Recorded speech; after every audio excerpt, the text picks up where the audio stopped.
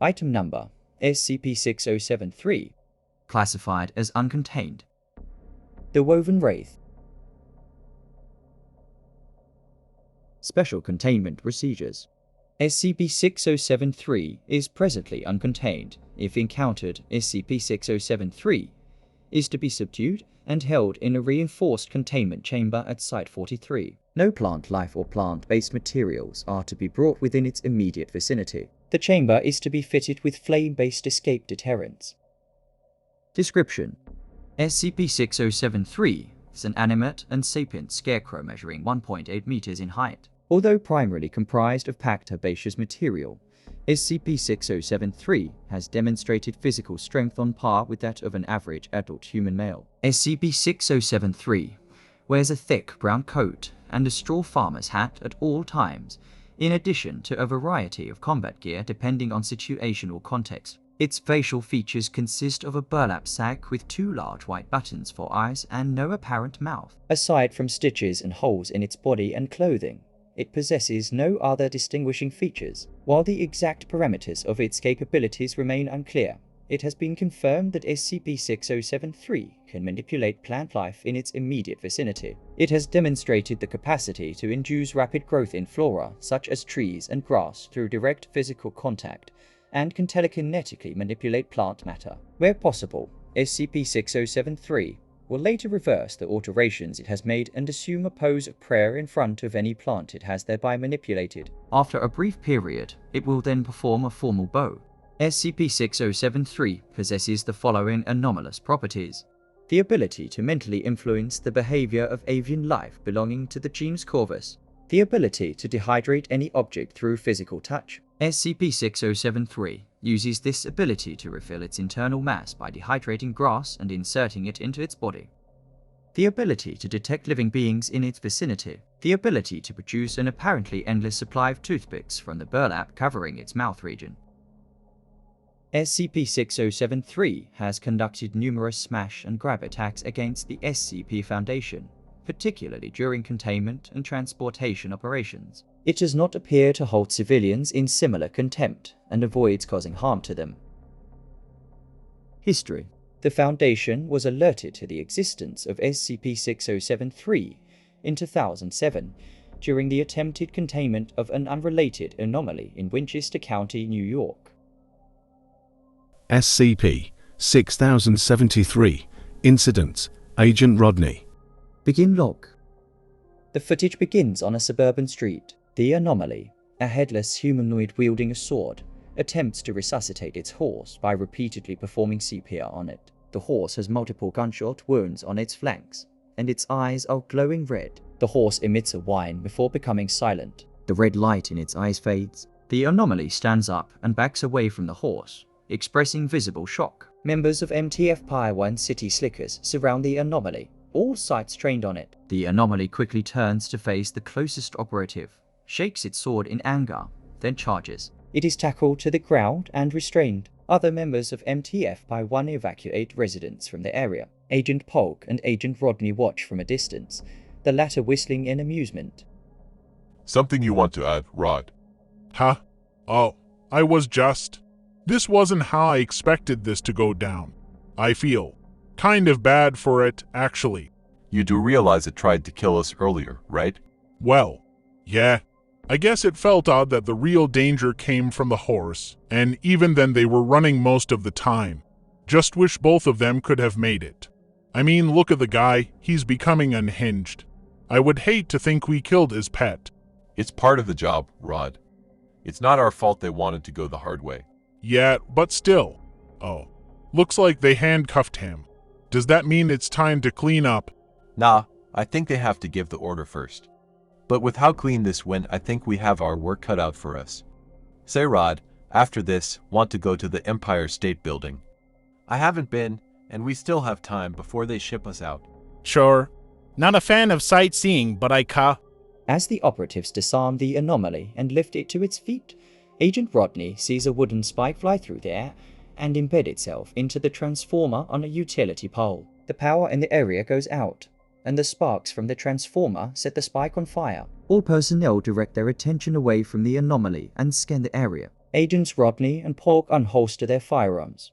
What the hell was that? I don't know. Maybe a fuse burned out? Unlikely. Agent Rodney spots the wooden spike. Where did?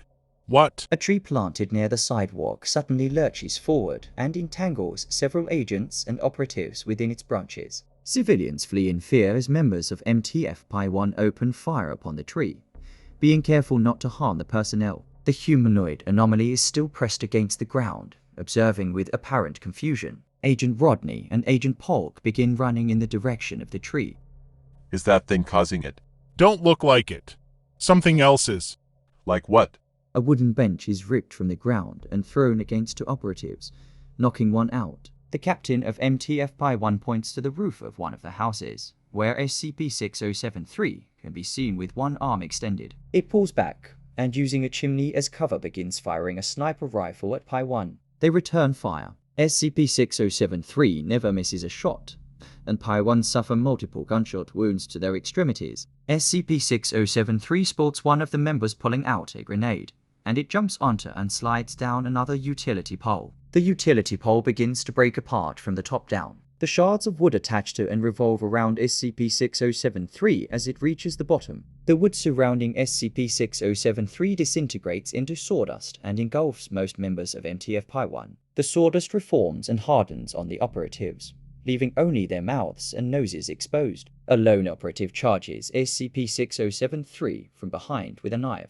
SCP-6073 turns around and grabs onto the skin of his neck, dehydrating him to the point of physical exhaustion.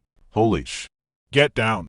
Agent Rodney and Agent Polk hide behind one of the parked cars as SCP-6073 stares at the operative in front of it, then tosses him a plastic water bottle. The operative stares at the bottle in bewilderment as he struggles to crawl. SCP-6073 rushes to the anomaly and breaks the zipties around its wrists with a knife. The anomaly stares as SCP-6073 pulls it to its feet. Easy there. Don't panic. I'm a friend. Can you understand me? Are there any more of you that need help? The anomaly nods and slowly turns to the horse. It slowly approaches the carcass before SCP-6073 rests a hand on its shoulder. Agent Rodney and Agent Polk emerge from behind the car and train their firearms on SCP-6073. Hello, gentlemen. Beautiful night, isn't it? Agent Rodney gives Agent Polk a nervous glance before speaking. Did you just kill all those people? No. They're all still alive. SCP-6073 gestures to the fallen personnel, unconscious or physically unable to get up. You're going to have to leave without us, I'm afraid. I have other plans for tonight. I'm only here to give my new friend a ride. And then I'll be out of your hair. There's no need for you to do anything rash. You know who we are? Agent Polk takes a step forwards and holds his breath. His finger slowly squeezes the trigger. SCP-6073 immediately fires at Agent Polk's gun, causing him to drop it. Agent Rodney gasps as SCP-6073 trains its gun in his direction. I know who you are. I know even more about what you can become, and I want no part of any of it. Just toss your weapons down the drain right there. Please? I want to keep things as civil as possible. You saw how that worked out with your friends. Agent Polk turns to Agent Rodney. Agent Rodney contemplates, then sighs. He drops his firearm and kicks his and Agent Polk's down a storm drain in front of them. SCP-6073 hangs its rifle by the strap on its shoulder. It eyes the remnants of the utility pole and the tree, folds its hands in a gesture of prayer, then bows. Thank you. Enjoy the rest of your evening. I hear that Empire State Building offers quite a view. SCP-6073 takes a machine gun from one of the operatives and hands it to the other anomaly. SCP-6073 urges the anomaly to follow him into the woods while maintaining eye contact with the agents. The anomaly stares at the horse a final time, then rushes after SCP-6073. Agent Polk tilts his head, remaining silent. Agent Rodney pulls out his phone. End log. Neither SCP-6073 nor the other anomaly could subsequently be located. Although Pi-1 suffered major injuries, there were no casualties and all personnel made a full recovery. All witnesses were administered Class A amnestics, and the blackout caused by the entity was explained under the cover story of a car accident. SCP-6073 was designated an SCP object after this incident. Targeted searches of government and allied GUI records revealed multiple accounts of an assailant with anomalous capabilities matching those of SCP-6073. Date: June 7, 1983. Location: Province of Matera, Italy. Event: a global occult coalition task force was in the process of hunting an anomalous entity within the city sewers. While the GOC refused to reveal any details of the mission, it was known that the entity was amphibious and capable of absorbing nearby waste matter to increase its physical strength and for feeding purposes. The task force encountered the entity, but before they had the opportunity to terminate it, SCP-6073 appeared. SCP-6073 used roots found within the sewer and a machine gun to repel the operatives. The operatives attempted to combat SCP-6073, but were quickly outmatched and fled the area, allowing SCP-6073 and the entity to escape. Date: December 26, 1991. Location: Odessa, Russia. Event: Shortly after the Soviet Union officially collapsed, a secret facility in Odessa was apparently ransacked. Investigation revealed that the facility was owned by remnants of GRU Division P. The purpose of the facility was to imprison and experiment on anomalous humans from all territories of the Soviet Union. A janitor who worked and lived at the facility claimed he saw SCP-6073 freeing the prisoners from their cells and restraining the director. SCP-6073 then restrained the janitor before locking him in a closet. Neither the anomalies or the director have been seen since. Date: October 31, 2005. Location: New Orleans, United States. Event: an entity matching SCP-6073's description was reported to be within the French Quarter. SCP-6073 used the cover of Halloween night to converse with certain locals, claiming to be seeking a potential alliance with the rightful ruler of the swamp before disappearing near Jackson Street. A representative was sent to converse with Papa Legba of La Rue Macabre. Legba claimed to have more important matters to attend to, citing an important dinner. Date: April 14, 2006. Location: Kenmare Island. Event: As part of an ongoing campaign to eliminate wild SCP-3199, an MTF was sent to Kenmare upon reports of a single male specimen taking refuge in a nearby forest. Upon arrival, they noticed the owner of the farm shivering and injured alongside the corpse of the SCP-3199 instance. A large cooler filled to the brim with SCP-3199 eggs and ice was also found nearby. Upon interrogation, the farmer explained that he had been commencing his daily duties before being attacked by SCP-3199. SCP-6073 appeared and eliminated the entity via headshot from a sniper rifle. SCP-6073 then noticed the farmer and patched his wounds with spare cloth it had on its person. SCP-6073 then collected the eggs, told the farmer to watch over them until help arrived, and thanked him for his time before bowing and leaving. The farmer was administered Class A amnestics and the eggs were confiscated. Addendum-01 Raid. Analysis of all recent SCP-6073 appearances allowed for the triangulation of an approximate boundary for the entity's activity. SCP-6073 was covertly tracked back to the premises of an abandoned factory within Detroit, Michigan. MTF Pi-1 City Slickers was dispatched to capture SCP-6073, and a perimeter of agents was maintained outside the factory to prevent escapes. SCP-6073 capture MTF Pi-1. Date: August 28, 2007. It is night, and few people are on the street. Operatives surround the building, covering all exits. MTF Alexei approaches the door and listens closely. He nods his head. MTF Alexei nods and kneels in front of the door. He pulls out a lockpick and inserts it into the keyhole. After some struggle, he unlocks the door. MTF Pi-1 enter the building and turn on their night vision goggles. As they proceed further into the factory, they see food rations and camping gear. MTF Dawson points to an ascending staircase. MTF Pi-1 walk up the stairs. SCP-6073's voice becomes audible. MTF Pi-1 reach the end of the staircase and encounter another locked door. MTF Alexei unlocks this door more quickly and opens it. MTF Pi-1 enter the third floor balcony of the factory. Below is the assembly line. Multiple humanoid and non-humanoid entities are visible, including A large animate scorpion apparently composed of diamond, a bipedal creature resembling the common oak tree Quercus robur.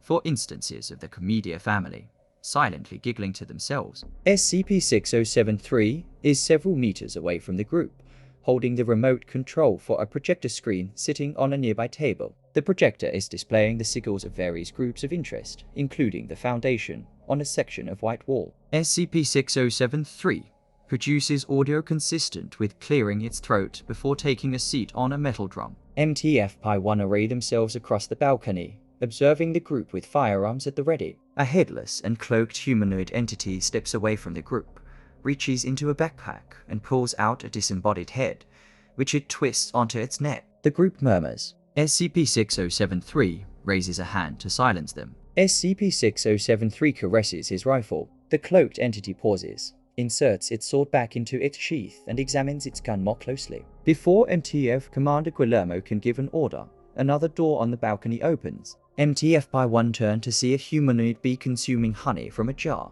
The bee freezes in shock before allowing the spoon to slip from its grasp and fall to the floor. SCP-6073 sharply snaps its head to the balcony and gasps. It aims its rifle and fires, alerting the rest of the group to MTF-1's presence. MTF-1 open fire in response. Projectiles of red fire, diamond, and confetti make contact with the balcony, severely injuring several operatives. The footage becomes indecipherable as smoke and red light cloud the view. The only sound audible besides gunfire is screaming.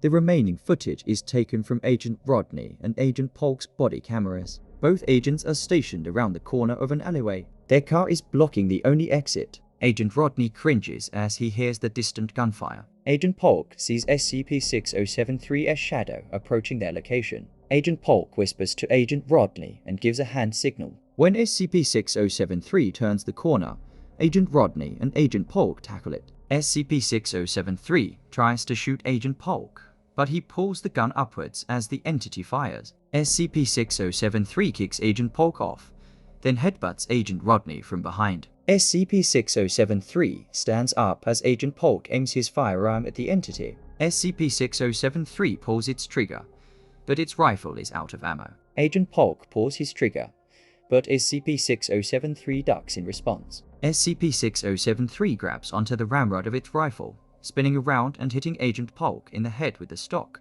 knocking him out. SCP-6073 grabs Agent Polk's pistol, then turns to Agent Rodney, who is aiming his firearm. Agent Rodney glances at Agent Polk in worry. Several members of MTF-1 round the corner and are caught off guard by SCP-6073's presence. SCP-6073 aims its gun at the operatives and Agent Rodney panics, shooting SCP-6073 in the wrist. This causes SCP-6073 to drop its arm, and the operatives tackle it. SCP-6073 struggles as it is restrained, failing to dehydrate the operatives. Agent Rodney stares at SCP-6073, then at his gun. He frowns. While there were casualties, the raid was deemed a success. Nearly half of the entities either expired in battle or were contained by the Foundation, including SCP-6073. The remainder escaped. Documents recovered from the factory mentioned a group known as the Miracle Liberation Front, their purpose in Detroit to not only smuggle anomalies out of the city, but to train and absorb them into their ranks. A cover story of a large-scale gang war was disseminated to explain the damage to the factory. Addendum-02 Interview. SCP-6073 was sent to Site-19, and an interview was authorized in hopes of obtaining knowledge of the Miracle Liberation Front's origins and assets. SCP-6073 refused unless Agent Rodney conducted the interview. As advanced interrogation techniques proved futile against SCP-6073, this request was reluctantly approved. SCP-6073 Interview Agent Rodney. Begin log. Agent Rodney enters the interview room with a folder and stops upon seeing SCP-6073. SCP-6073 is behind a tempered glass divider, sitting upright in a chair and clasping its hands together firmly. Agent Rodney exhales and sits in the opposing chair. When he has the documents organized on the table, he clears his throat. Hello there, SCP-6073. My name is Agent Rodney, and I'll be conducting your interview. I can see you're still relatively fine considering. What happened? My ultimatum has been fulfilled. I'm surprised they listened. Are you worried about the arm? It'll take more than that to keep me down. Don't beat yourself up over it. You're not mad at what happened. I shot you. You didn't do it out of malice. You thought I was going to bring harm to your men. While I don't appreciate what happened, it's completely understandable. And perhaps a little gratifying. I'm glad to hear that, but gratifying? Why? I'm not always sure where we, the living things of the earth, stand with you. Whether you believe all life to be precious, or SCP-6073 shakes its head. Idle musings. What do the wardens want with me? It must be important if they're willing to compromise. They want to know more about you, your abilities, and the group known as Agent Rodney scans the documents. the Miracle Liberation Front. MILF. No? No? What exactly is this group? Oh, Mr. Rodney, you and the Foundation should already know that. Especially now that you're aware of us. It's all in the name, after all. In the name? Yes. In the name. In the name. I read up on the factory raid, and since there were a lot of anomalies there, Miracle is a stand-in for the anomalous. SCP-6073 nods. Anomalous Liberation Front. ALF. No? No? So anomalies fighting for freedom? There you go. See? You didn't even need my help. Now if anomalies are fighting for freedom, what are they fighting against? I think I might know. But it's best to put it on the record. The Foundation doesn't like to assume, they prefer it cut and dry, you know. To put it simply, the Miracle Liberation Front is fighting against normalcy itself. Or rather, the ones in charge in enforcing normalcy without, and indeed against our consent. The human race. You're fighting against the human race. SCP-6073 observes Agent Rodney shivering slightly in apparent distress. It's more complicated than that, and I do not care for your phrasing. But generally speaking, yes. That is correct. And it is a fight, mind you. We are warriors and liberators, not exterminators. Wow. That is a first for me. Why? Was it always your group's intention to fight the human race? Well, now, that is even more complicated. But for your sake I'll try my best to give you the short version. As you know, anomalies, as you call them, have been around for a very long time. Before humanity came to be. Those days were more esoteric. There was no distinction made between the anomalous and the normal. Everything just was. It was no paradise, but it might as well have been compared to the state of affairs these days. The human race, for reasons we have yet to comprehend, decide to move away from the concept of oneness with nature and supernature, instead believing that their existence was dependent on their individual purposes, their jobs, their loyalty to authority. We didn't recognize this as a problem at first. It must be phase, we thought. But then the paradigm became more commonplace. People lost their sense of spirituality and superstition. But what broke the straw's back was this enforcement of normalcy. As if we were the exception. As if we shouldn't exist. As if we don't deserve to exist. We can't just hang round and watch that happen. SCP-6073 cuts itself off and does not resume speaking. Okay. So the Liberation Front was started around the same time as the creation of the Veil. Yes. The original founders of the MLF did so out of convenience. We banded together as a means of mutual survival. Eventually we came to glimpse the scope and threat of normalcy. How far will those who hold such a rigid concept dare to take it? What harvest of destruction could they reap if we should bare our teeth? How long until the lid begins to close? How long until it is shut forever? These considerations prompted a revised approach. Our priorities had to change, the rules of engagement had to change, and most importantly, We had to change our methods from the abstract to the concrete. It was a bitter pill to swallow for many of us, but we did swallow it, and our ranks swelled.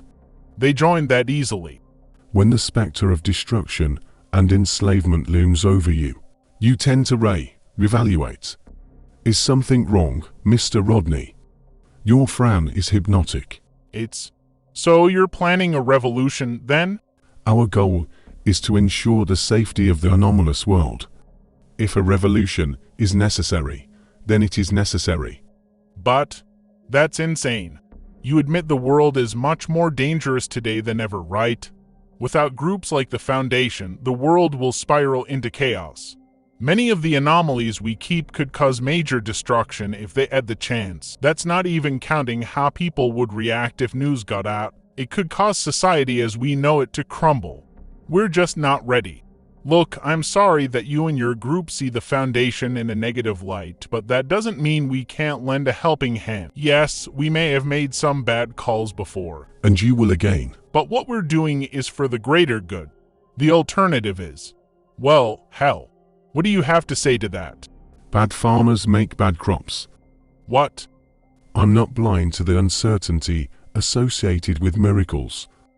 The Foundation may be necessary, but the people in charge and their dogma, their false consensus are not. Despite what they claim, they do not respect us, and that same lack of respect will not only ruin the anomalous, it will also guide your species along a dark path. You may never find your way again. In the event that we do overthrow the normalcy preservation groups, it will mean not chaos, but merely change. The miracles who need and deserve to be free will become free. Those that are too vicious and too dangerous will not. If you truly believe that humanity would throw away all the progress it has made over the things that you know, we can still uphold some small measure of your concept of normalcy. The human race can live their lives in the manner they choose, and so can we. Simple on paper, though possibly difficult to manifest in reality. I doubt the Foundation would ever let it happen. Even if we worked out a compromise, they would try to gain the upper hand. They respect power, not merit. You claim that the Foundation does what it does for the greater good. I can't deny that they may have begun their work with those intentions, but things slip through the cracks. All that power, concentrated in one place, it can twist people the wrong way, or worse, attract the wrong people. The drive to secure became the drive to sacrifice. Capitalize instead of contain, power over protection, the greater good. That's a slippery slope. I have seen people use that mindset, thinking they can pave a road with good intentions only for it to lead to a hell of their own making, trying to justify their actions when they can't face the possibility that they did wrong against God, and worse, themselves. Blaming circumstances beyond their own control for the atrocities they commit, on the off chance that they truly practice what they preach. That can be just as bad. They become so engrossed in their war both for and against the public, paranoid of what may or may never come, that it clouds their judgment. They think the only way forward is their way. They want to stay in their comfort zone. But their comfort zone is the stillness of death. Trust us, we speak from experience. SCP-6073, why did you request me as your interviewer? I thought it would be interesting. That's all I can say. End log. A search of the Foundation database revealed that, like SCP-6073, the Miracle Liberation Front had been encountered before, albeit unknowingly and not on such a dramatic scale. Proposals were drafted to exploit SCP-6073's containment as a means of combating this group of interest. Addendum-03 Containment Breach. SCP-6073 vehemently refused to divulge any further information, yet otherwise maintained a cooperative attitude. It was scheduled for transfer to Site-43 to facilitate more creative containment and interrogation approaches. Said transfer was carried out via standard armored transport. Prior to this action, A series of tests conducted on the entity to determine the limits of its capabilities concluded that it cannot further manipulate the dried plant matter comprising its own body. This proved inaccurate. SCP-6073 Containment Breach or Agent Rodney. Begin log. Guards Emmanuel and Joseph are in the driver's seat and passenger seat respectively. Their vehicle is disguised as a small delivery truck. They are driving down a major highway overpass with other camouflage Foundation vehicles following close behind. A knock is heard from behind them. Joseph opens the cargo latch. SCP-6073 is visible, hands cuffed behind its back. SCP-6073 observes the scenery beyond the windshield, then turns its attention to Joseph. SCP-6073 attempts to make conversation with Joseph before he closes the cargo hatch mid-conversation. SCP-6073 frowns and steps away from the front of the truck, stares at the latch for a moment, then turns his head to the handcuffs. Both of SCP-6073's wrists deflate as the hay inside its body is pushed into its forearms, creating a noticeable bulge and allowing the handcuffs to fall to the floor. SCP-6073's arms return to their normal shape. The entity produces a toothpick from its face and opens up its shirt. After a deep breath and a prayer, it bites into the shirt and cuts open its chest. SCP-6073 cries into its sleeve until a large cut has been made. Small amounts of hay are falling from the opening. SCP-6073 holds onto its chest and rushes to the cargo latch, pounding heavily on it. Joseph opens the latch, mouth open to yell, and is met with large amounts of hay pouring into the cabin. Emmanuel and Joseph emit vocalizations of distress as the hay wraps over their eyes, chests, and arms, restraining and immobilizing them. SCP-6073 pushes itself through the latch opening, shifting and filtering the hay within its body to facilitate this action. Its body language suggests that the process is immensely painful and exhausting. The truck begins swerving heavily on the overpass, catching the attention of nearby drivers and Foundation personnel. The latter attempt to contact the truck, to no response. SCP-6073 successfully makes it through the latch, but is notably deflated. The entity notices the tranquilizer gun in Joseph's holster and pulls it out. It darts both Joseph and Emmanuel, incapacitating them.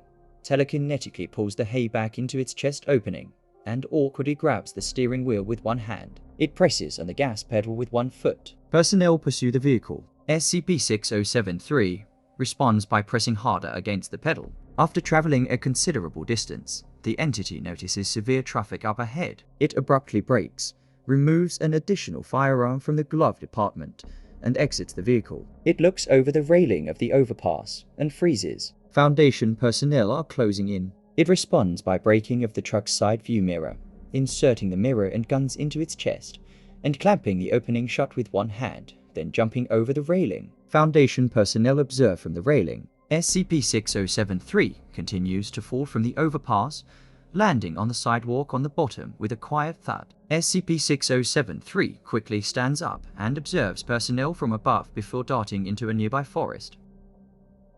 The perspective of the footage changes to that of Mobile Task Force Pi-43 Garbage In. Garbage Out, tasked with transporting SCP-6073. Agents are stationed on the outer perimeter of the forest. Agent Polk and Agent Rodney, however, are stationed with the MTF. How far does the trail go, Shane? I don't exactly know, sir. It goes around the corner.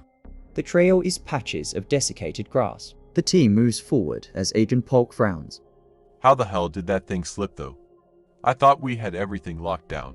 If there's a will, there's a way. I never thought he'd manage to pull it off, though.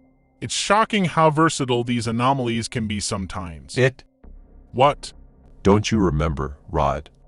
It's it, not he. Just keep your eyes on the trees. We don't want to get jumped like last time. Right.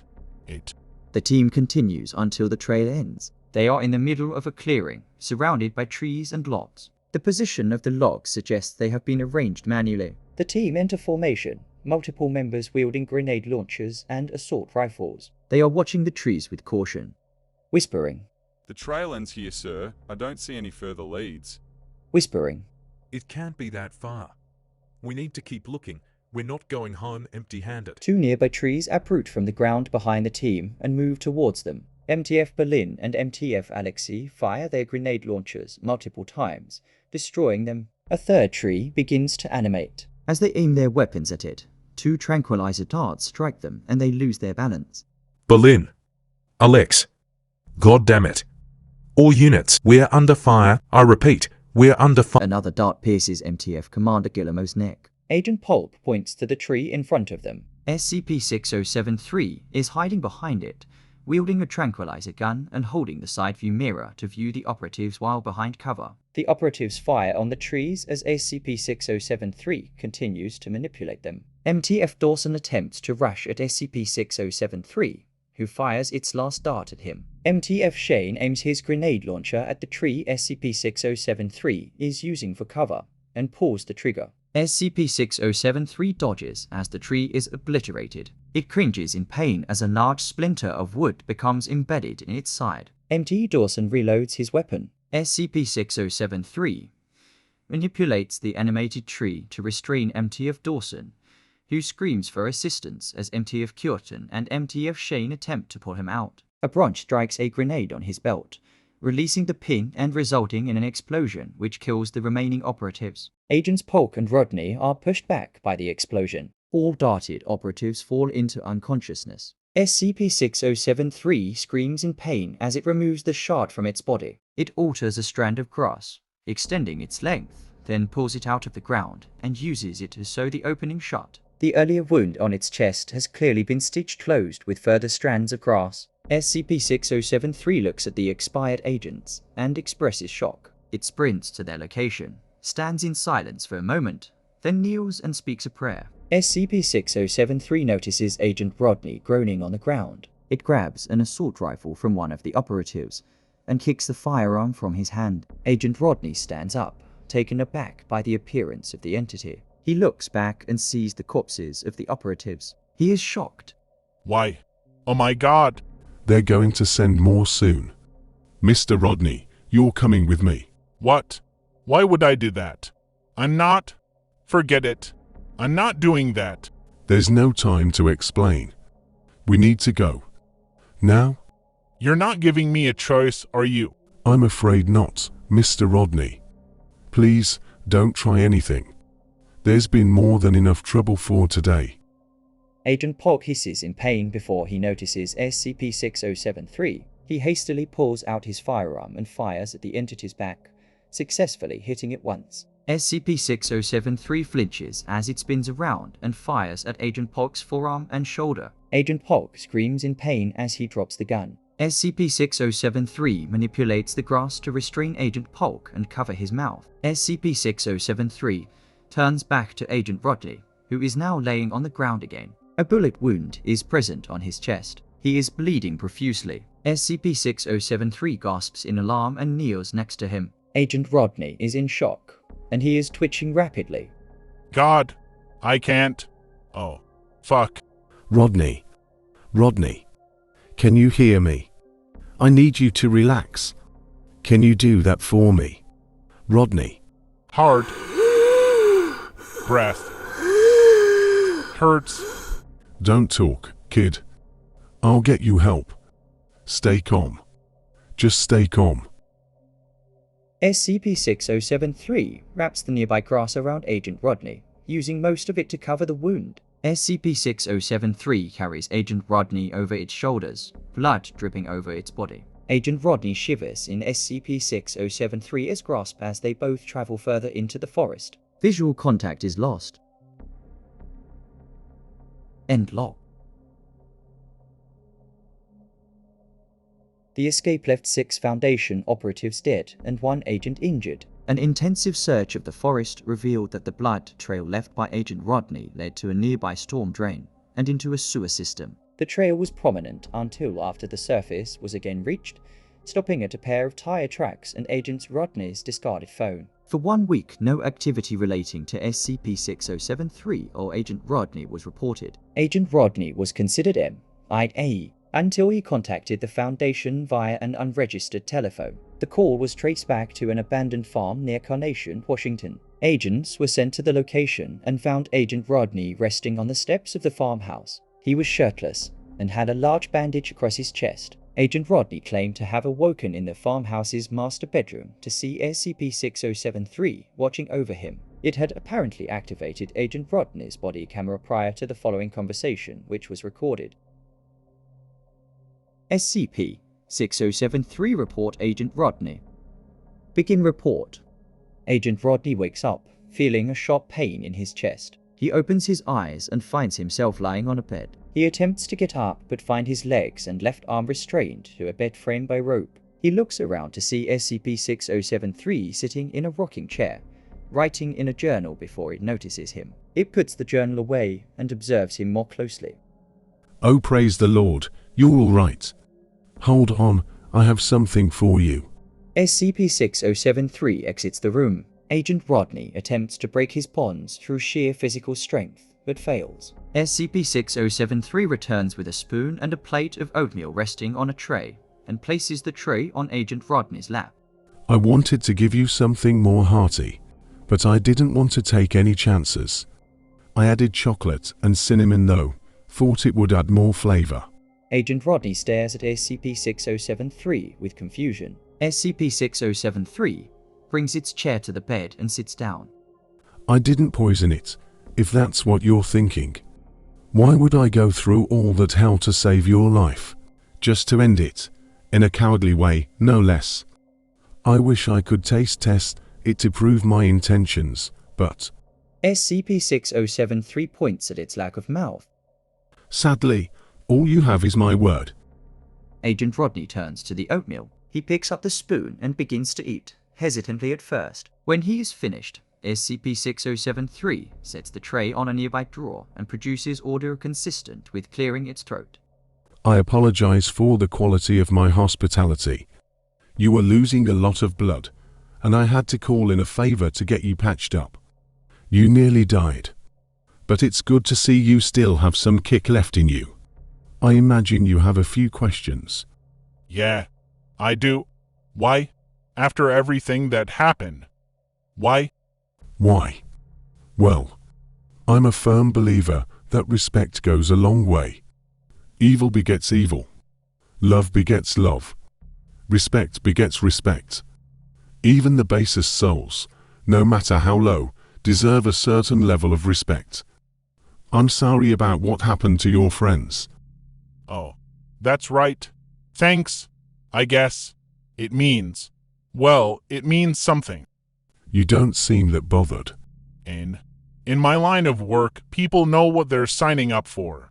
It's hard to get my head around the concept of assigning you blame for what happened. That's a new one for me. Most of the things we contain, either they thrive on the pain and death of others because that's just how they roll, or they don't know what they're doing at all. I don't know what to feel about you. You don't fit in either of those categories. You seem, well, if you're a monster, you're the politest I've ever met. Nice, even. But... Why did you join the MLF? They don't seem like nice people. You think of them as people, now. Why did you join the Foundation, Rodney? How and what made you do that? I'm not at liberty to divulge that information. I'm not looking for specifics. Just give me the general gist. We all had to start from somewhere, right? I had gotten very good at what I did. They scoped me out, recruited me, and I got a taste of what the world was really like. It changed me, taught me how big and connected everything is. I knew what was at stake, and I swore I'd do everything in my power. Well, you know the cliques, right? Was it the same for you? Yes. Like you, I had my epiphany a long time ago. I was a captive audience to the horrors of the elite and all the sickness they allowed to trickle down to the common man. Front row seat. I saw people die. I saw the earth burn. But even then, I still had hope for your race. I even came to love one of you. Agent Rodney tilts his head in confusion, then in awe. SCP-6073 laughs. No, not that kind of love. It was familial. This was his home. He didn't think much of me, but I cared for him. It was a long time ago. He perished in this war. In a way. And I keep thinking to myself that I should have done something sooner. I should have shown him who and what I was, told him how I felt. but I'll never have the opportunity now. I don't know why or how I got this second chance to set things right, but I have to make the most of it. I have to learn as much as I can, and I have to teach. I can't end this war, but I can certainly stop it from getting ugly. Follow God's will the best I can. You believe in a God? Is that why you pray all the time? You'd better believe it. I pray for everything that is alive. You, me, the humans, the anomalies, even your foundation, to a degree, the earth, the stars, the very air we are breathing right now. The earth, the stars, and the air. Everything is alive, Mr. Rodney. Maybe not in the same sense of life that you know, but they are alive. Do not forget that. That is why respect is key. You were half right in your assessment. Many of my friends in the MLF are not friendly towards humanity, but at the same time, there are good people among them. That's another reason why I joined. To get more influence, get them on the right path. I don't want them to become bad farmers. I hope that when the bad farmers get replaced by the good ones, well, I look forward to seeing what grows from that new beginning. Not the worst thing I ever heard, certainly. Is that the only reason you help me? Respect? Hope? Those things, and because you are a warrior. I'm a soldier. No. Soldier and warrior are two different things. It's hard to explain. I can't even put it into words. But you are a warrior, like me. Just of a different breed. So, what happens now? SCP-6073 pulls out a combat knife and places it into Agent Rodney's free hand. SCP-6073 rises from the chair and turns to leave. I left a new cell phone for you on that dresser over there. Cut the rope and you'll be free. It was nice meeting you, Mr. Rodney. When you reach the end of your warrior's path, I hope you will have some seeds of your own to plant. Goodbye. Wait, SCP. What's your name? Who are you, really? Call me Farmer Brown. SCP-6073 leaves the room. End report.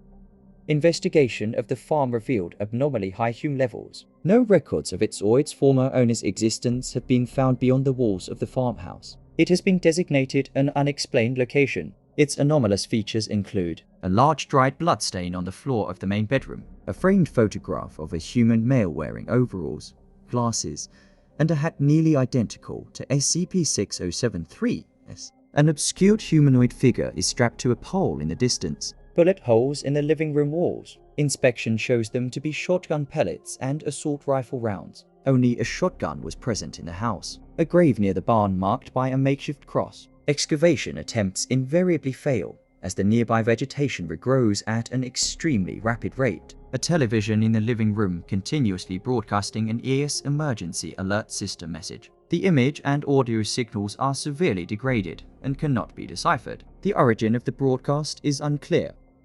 The relationship between the farm and SCP-6073 remains under investigation. SCP-6073 itself and the Miracle Liberation Front remain at large.